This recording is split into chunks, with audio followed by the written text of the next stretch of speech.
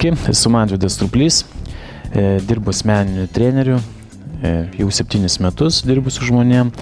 Ir šiek norėčiau aptarti tokias problemas, parodyti, galbūt kažką ištaisyti, kad jūs žinotumėt, ką daryti naujokui atėjus iš karto į sporto klubą, nuo ko pradėti, ar jam iš tiesiog atsispausdinti tą programėlę, atsisiųsti, ar geriau eiti pas trenerį, klausti pagalbos, kaip taisyklingai atlikti pratimus.